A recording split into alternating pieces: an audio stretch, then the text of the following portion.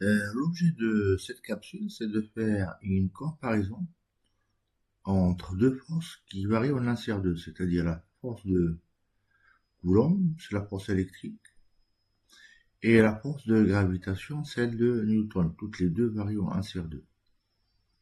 Donc il s'agit de faire une comparaison entre ces deux interactions. Je dirais celle-là, elle est fondamentale, la force électrique. Donc on nous dit la force de gravitation entre deux particules de masse m et m' varie comme les forces électriques en 1 sur A2. On nous dit dans le cas de deux électrons, il s'agit de faire de comparaison puis de conclure, c'est-à-dire comparer la force d'interaction entre la force d'interaction électrique entre deux électrons, la force électrique, et la force de gravitation entre ces mêmes électrons. Donc on nous donne la constante de gravitation G, avec les unités qui sont MKSA. La valeur de G, c'est 6,67 10 puissance moins 11. On nous donne la charge d'un électron, c'est 1,6 10 puissance moins 19 coulombs. Et on nous donne la masse d'un électron qui est de 10 puissance moins 30. Et on nous donne, c'est ce qu'on appelle la perméabilité, la permittivité dans le vide. On la note epsilon 0. La perméabilité, c'est 0.0, mais ça, c'est un problème. On nous donne également l'expression de la force électrique, de la force de gravitation. Donc, on nous dit de comparer ces deux forces. Donc, si on nous demande de faire la comparaison, il ne faut surtout pas démarrer le calcul. De toute façon, on ne peut pas le faire, puisque R n'est pas donné. Donc là, il suffit de faire un rapport de la force électrique sur la force de gravitation. Donc, on y va. J'aurai 1 sur 4 pi epsilon. J'aurais pu rajouter un 0 pour dire que c'est le vide. Multiplié par E2.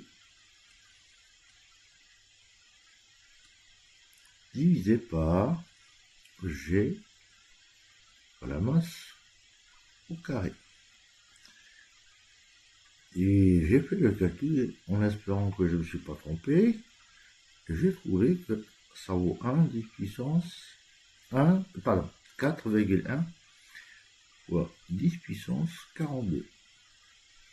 Ça veut dire que la force électrique est 10 puissance 42 fois plus grande que la force de gravitation.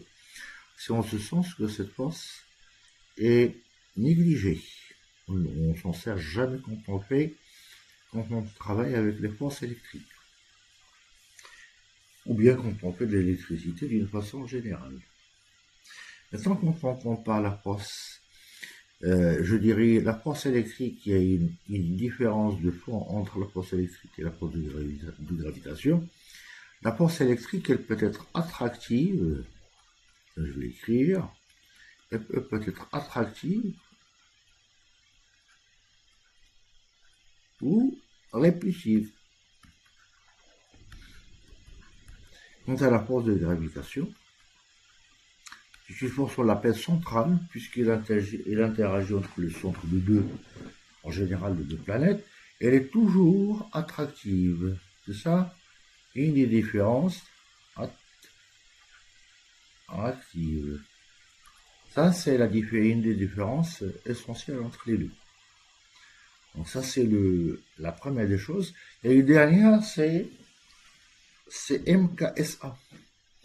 En général, ce genre de question peut tomber dans le jour d'un concours. Quand on passe en concours, on va vous dire qu'est-ce que ça veut dire MKSA. Donc MKSA,